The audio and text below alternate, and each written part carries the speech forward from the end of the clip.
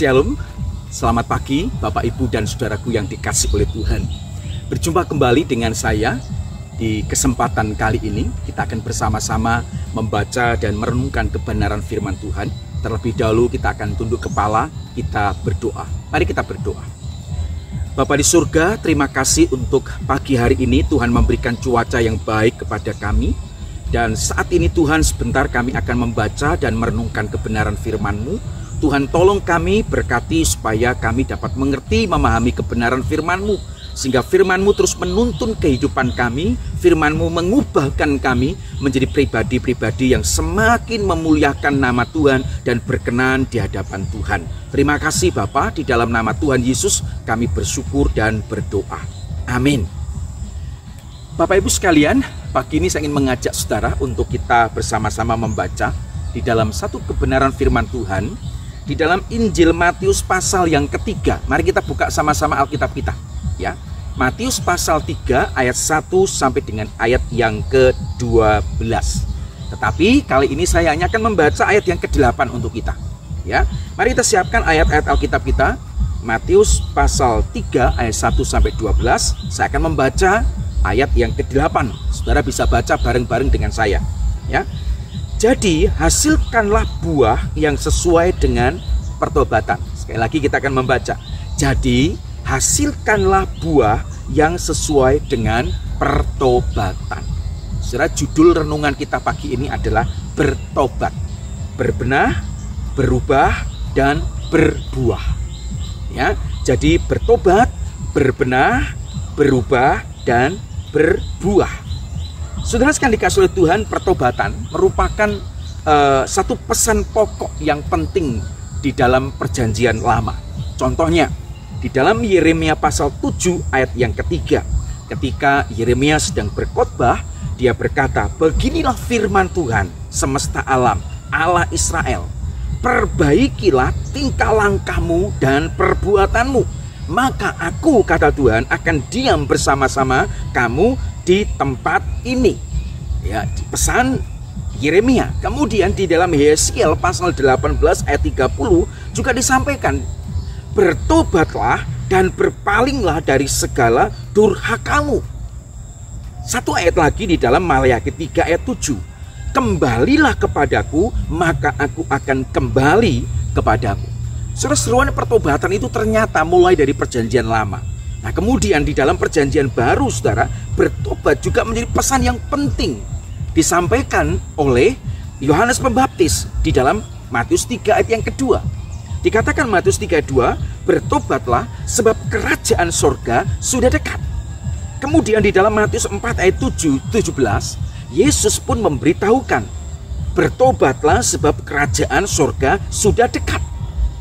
Sekali lagi di dalam Matius 18 ayat 3, Yesus berkata, aku berkata kepadamu, sesungguhnya jika kamu tidak bertobat dan menjadi seperti anak kecil ini, kamu tidak akan masuk ke dalam kerajaan Allah. Wow.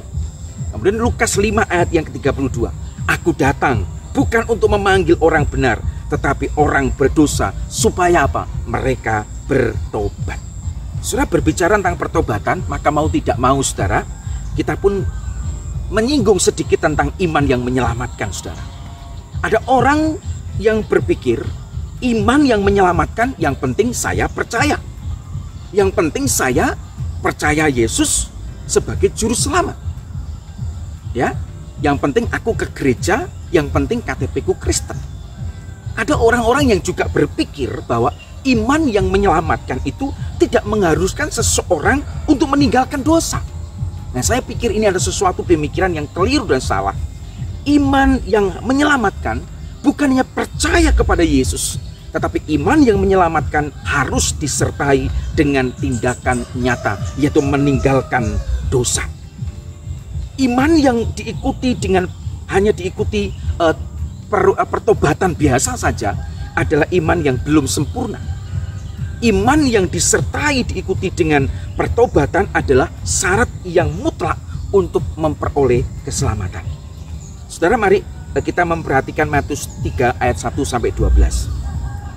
Di situ dikatakan tampil Yohanes Pembaptis dan kemudian memberitakan supaya bertobat sebab kerajaan surga sudah dekat. Yohanes Pembaptis berbeda dengan Yohanes. Yohanes Pembaptis itu adalah anak Zakaria dan Elisabet. Tetapi Yohanes yang adalah murid Yesus itu adalah anak dari Zebedeus dan Salome. Ada berita, ada pemberita. Berita yang disampaikan oleh Yohanes Pembaptis adalah suatu berita yang berotoritas, satu berita yang tegas, satu berita yang serius yang harus didengar oleh orang-orang pada saat itu dan harus dipatuhi oleh orang-orang pada saat itu supaya mereka bertobat. Bertobatlah sebab kerajaan surga sudah dekat. Saudara, pertobatan tidak bisa ditunda. Pertobatan tidak bisa berkata nanti ya, begitu ya, atau besok dan seterusnya. Pertobatan harus sekarang. Saudara, bertobat di dalam bahasa Yunaninya itu metanoeo. Memiliki satu arti berbalik meninggalkan dosa. Berbalik dari hidup jahat atau berubah pikiran, atau juga bisa diartikan sepenuh hati memperbaiki diri atau benci terhadap dosa-dosa masa lalu. Dan pertobatan itu tidak bisa diwakilkan. Pertobatan itu bersifat pribadi individu. Seorang bernama Sproul, saudara, mengatakan bahwa pertobatan berarti perubahan pikiran seseorang, perubahan arah dari kehidupan seseorang. Bahkan lebih lagi, pertobatan juga berhubungan erat perihal menerima Kristus bukannya sebagai juru selamat, tetapi juga sebagai Tuhan atas kehidupan kita. Dengan kata lain, saudara, pertobatan berarti pergantian penguasa di dalam diri kita. Dari kekuasaan iblis yang menguasai, yang mengontrol kehidupan kita, kemudian beralih kepada kekuasaan Kristus dan firman-Nya.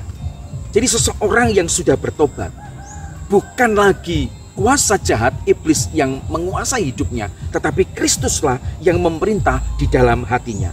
Firman-Nya ada di dalam hatinya. Perhatikan ayat yang kelima, saudara. Datanglah kepada Yohanes Pembaptis. Banyak orang yang mau dibaptis.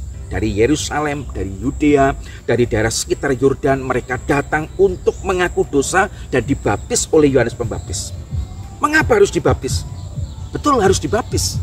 Karena baptisan Yohanes adalah tanda pertobatan, saudara sekalian dikasih oleh Tuhan. Mengaku dosa, kemudian dibaptis sebagai tanda pertobatan. Tetapi orang-orang tertentu datang kepada Yohanes pada saat itu, mereka mengaku dosa, mereka minta dibaptis, tetapi dengan tujuan tersembunyi. Mereka beranggapan bahwa dengan dibaptis maka mereka dapat terhindar dari murka Allah.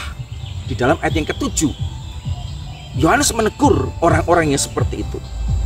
Lalu apakah mengaku dosa, kemudian dibaptis sebagai tanda pertobatan sudah cukup?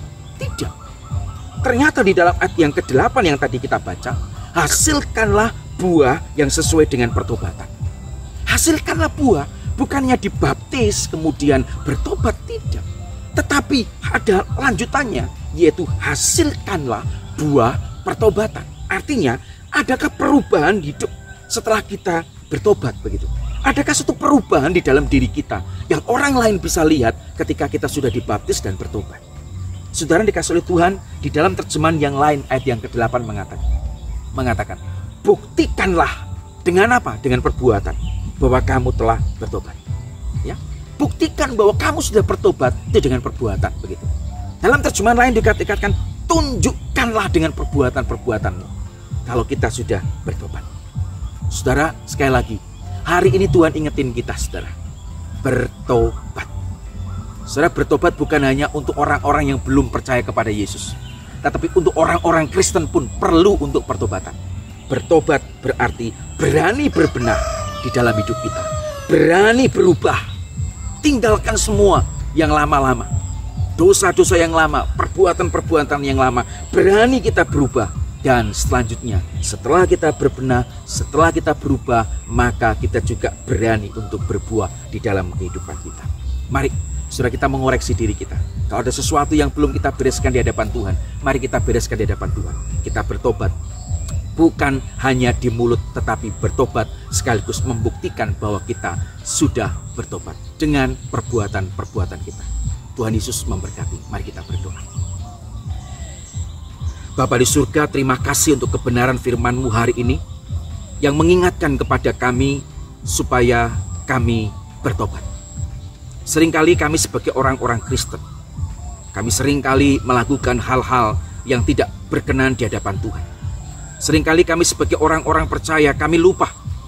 Bahkan kami seringkali masih ada ikatan-ikatan dosa lama yang belum kami akui di hadapan Tuhan. Hari ini Bapa, kebenaran firman-Mu mengingatkan kepada kami, supaya kami bertobat, berani berbenah, berani berubah, dan berani untuk berbuah. Tolong kami ya Tuhan, berkati setiap kami yang sudah mendengar firman-Mu, dan biarlah firman-Mu ini terus menolong kami untuk semakin hari semakin menjadi orang-orang Kristen yang berkenan di hadapan Tuhan. Tidak ada sesuatu yang tersembunyi di hadapan-Mu Tuhan, semua terbuka di hadapan-Mu. Dan hari ini, jikalau ada dosa dalam hati kami, Tuhan ampuni segala dosa kami, dan kami mau bertobat dan berubah dalam hidup kami. Terpujilah nama-Mu. Di dalam nama Tuhan Yesus kami bersyukur dan berdoa. Amin. Tuhan Yesus memberkati kita semua. Haleluya. Amin.